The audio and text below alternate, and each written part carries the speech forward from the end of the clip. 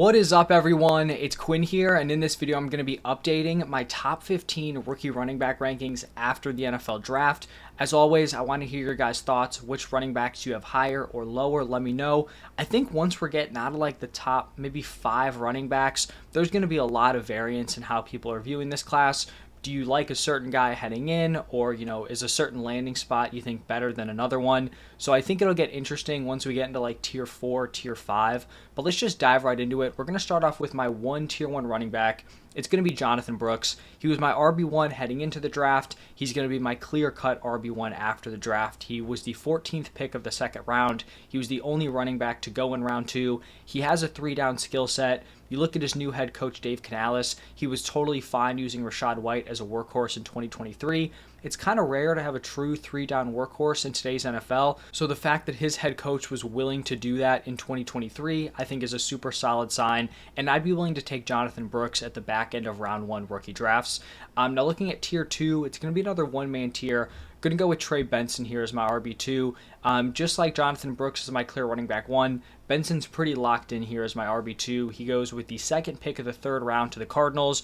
You have James Conner there, who's coming off a really impressive season, but he's going to be a free agent after this year. You'd have to imagine the Cardinals here are planning for the long term at the running back position. So he might be in a committee in year 1, but I think then transitioning into year 2, that's when he could start to step into a solid lead role in this offense. There is some concern about whether or not he's actually going to be a true workhorse. He had a capped workload in college. I don't think he got over 12 carries a game. And when you have a capped workload in college, it's pretty rare to then take over a monster workload at the next level. It's not impossible, but it is kind of rare.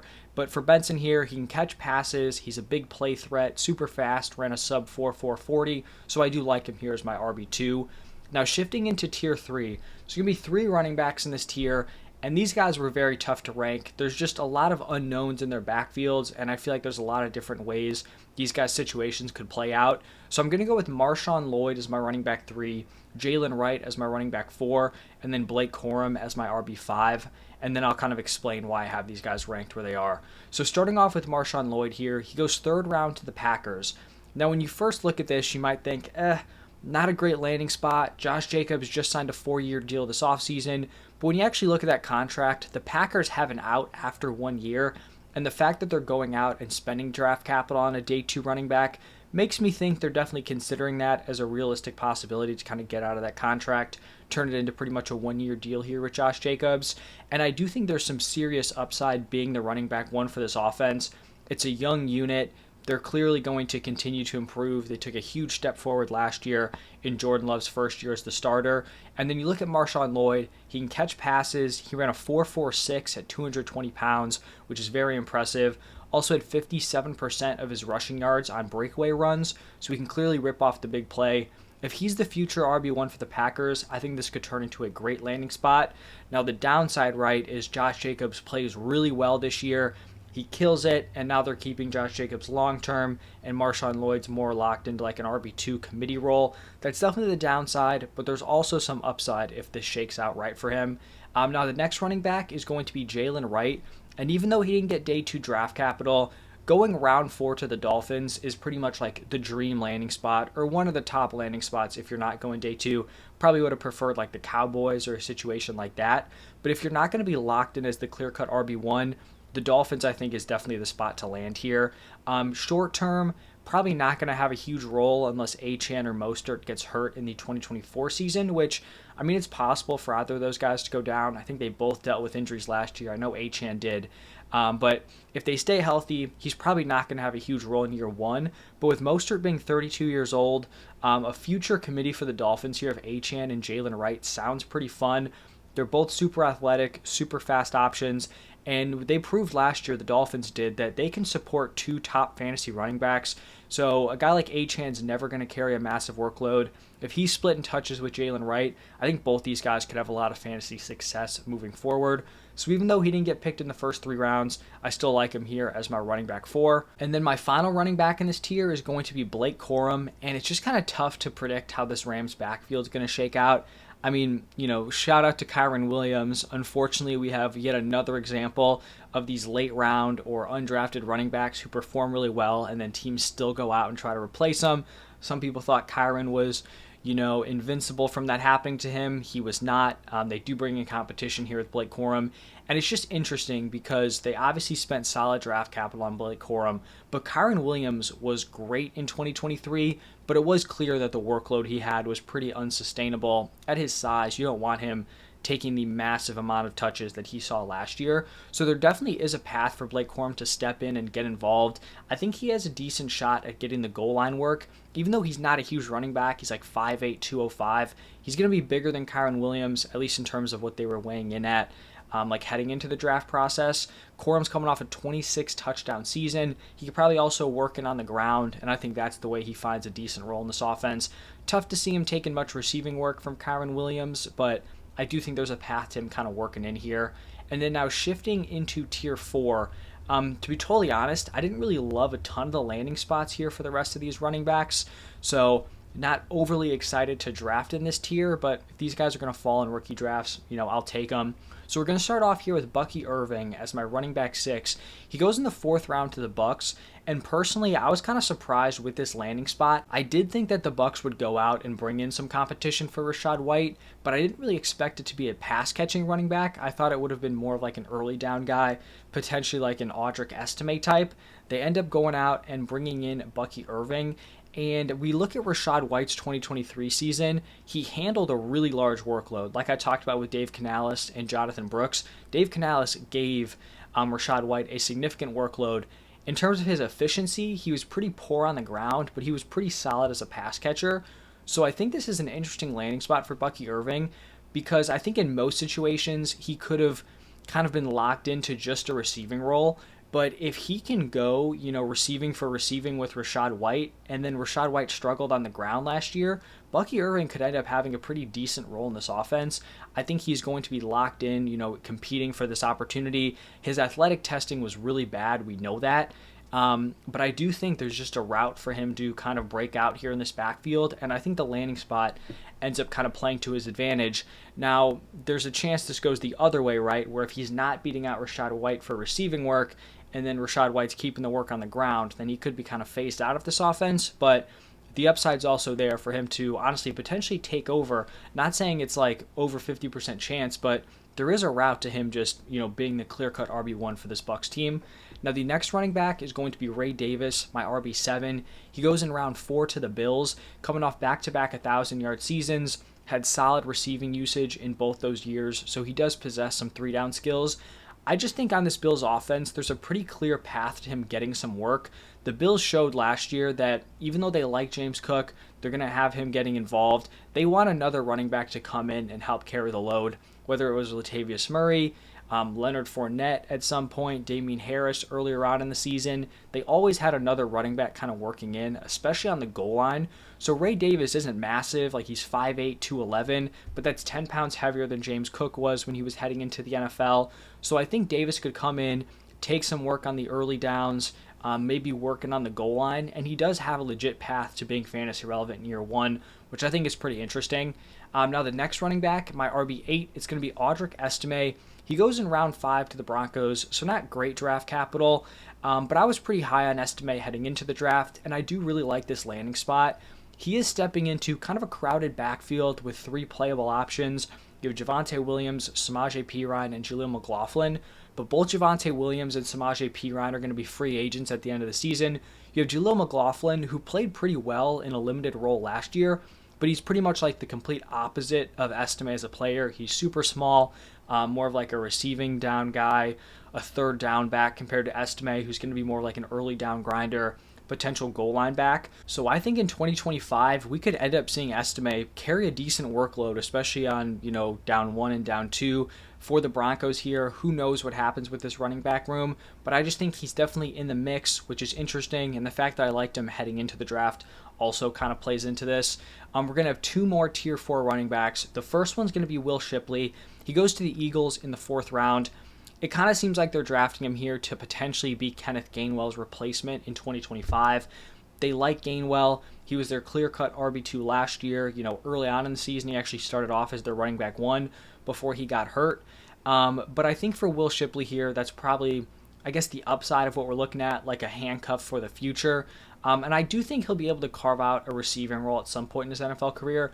I just don't know if he's going to be good enough as a pure runner to be super fantasy relevant, or more than like a fringe start, someone you're throwing in. You hope they have a decent receiving day. So we'll see what his ceiling is, but I'm going to have him here as my RB9. And then my final tier 4 running back, it's going to be Braylon Allen. I was lower on Braylon Allen heading into the draft, and after the draft, I'm probably going to be still lower on him than consensus. He had an amazing freshman season. There's no doubt about it. Started off college, at a very, very high level. He just didn't build on it. He regressed in his yards after contact. He also regressed in his breakaway plays. And then I also just think it was a red flag that he didn't do any athletic testing. I think those numbers could have been rough, especially the speed, the 40. And then I also just don't love the landing spot. I don't get the Jets going out and drafting Braylon Allen in round 4 and then also drafting Isaiah Davis in round 5. They already have Breece as their clear-cut RB1. You have Izzy Abandoconda, who they apparently like and was a day 3 pick last year. So I just feel like looking at this room, it's very crowded behind Breece. And it seems like best case scenario, you're looking at Braylon Allen as like a handcuff option. But I'm also not super confident he just straight up pulls away from Isaiah Davis or Izzy Abandoconda. So that's kind of where I'm at here with Braylon Allen. Don't love the landing spot. I wasn't super high on him as a player heading into the draft, so kind of hurts him there also. But now pivoting into tier 5, I'm going to start off with Isaac Guerendo here. I might be lower on Guerendo than consensus also. I have some mixed feelings here. He goes in the 4th round to the 49ers, so solid draft capital. You'd also assume a pretty decent landing spot. It seems like he could be like the potential handcuff in 2025 once Elijah Mitchell's contract expires. He is a top tier athlete. Ran a 4.33 40 at 6'1", 220. That is an insane time at that size. I think the red flag here is that he might just not be that great of a running back, right? He couldn't carve out a role at Wisconsin early on in his college career. Then he transfers to Louisville, and he gets outproduced by Jawar Jordan, who got drafted in this year's class, but isn't anything crazy at the running back position. So if he's such a great athlete, the red flag is, why isn't that then translating to his production on the field, right? There's a concern there. And also, just because the 49ers drafted him, there's no guarantee he's going to have a solid role in this offense. We've seen them draft multiple day 3 running backs in the last 3 years, round 3 running backs with Trey Sermon and Ty Davis-Price, and neither of those guys really got any shot in that backfield. So we'll see how it plays out. Obviously a great athlete. Maybe he develops with the 49ers here, but he's going to be starting tier 5 for me. There is some upside, right, just being a potential handcuff in this offense, but I think there's also a path where he, pretty much gets no run within this offense. Now, the next running back in tier 5, my RB12, it's going to be Kamani Vidal, a 6th round pick to the Chargers. And I think this fit with the Chargers is pretty interesting. It seems like he's the type of running back that Jim Harbaugh would like. He's 5'8", 213, produced in all 4 of his seasons at Troy. Also caught 18-plus passes in all 4 of those seasons, so 4 straight years of solid receiving production. He had pretty solid athletic testing, and he's stepping into a pretty open running back room. You have Gus Edwards there, who's, a solid veteran coming off a decent year, but he's not a world beater by any means. You have J.K. Dobbins there, who, when healthy and at 100%, is awesome. Love J.K. Dobbins. Huge fan of him. But he's also going to be coming off a torn Achilles after coming off a torn ACL. So there's no guarantee he's even, close to what he was before those injuries.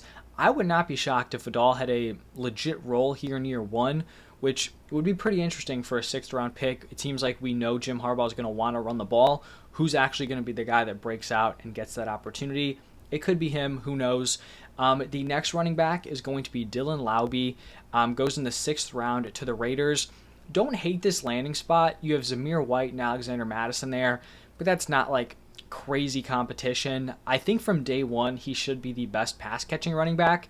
Now, how valuable is that going to be on this current Raiders offense when you have a lot of other weapons? Devontae Adams, Jacoby Myers, Brock Bowers. Is a receiving back on this team going to move the needle for fantasy? Maybe not, but I think he could establish a role early on, which could be a decent sign for him moving forward. After Laube, we're going with Isaiah Davis. Already kind of mentioned him. I don't like the landing spot. He's going to be competing with 2 other day 3 backs in back-to-back drafts, and the upside is seemingly just being Breece Hall's handcuff. So I wouldn't be shocked if he was the guy who did emerge here, but I just don't think it's a great situation for him to be landing in. For these later round guys, you would like to see some sort of path towards them getting work right. Like, you can see the picture for Lauby, you can see it for Vidal. For Garendo, it's more of like the upside on this 49ers offense, but for Isaiah Davis, it's just tough to see that path to him being, super involved, especially just, within the next couple of years.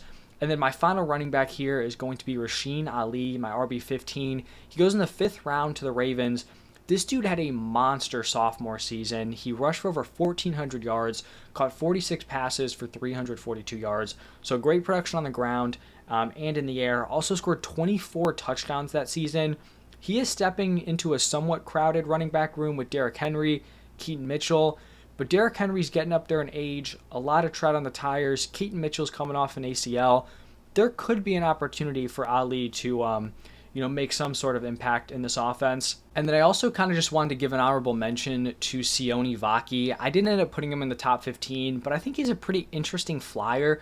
He didn't even know if he was going to get drafted as a safety or a running back. The Lions actually trade up to draft him at running back in round 4. He played wide receiver and I think safety in high school.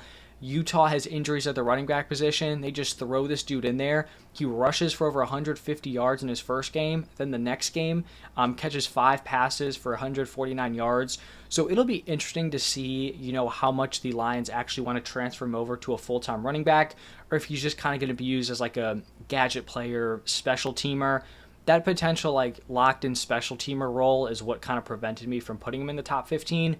But if he can develop, he's clearly a freak athlete to be able to just step in and do that with very little experience. So maybe they work him in behind Jahmyr Gibbs, David Montgomery, an injury, he could step up.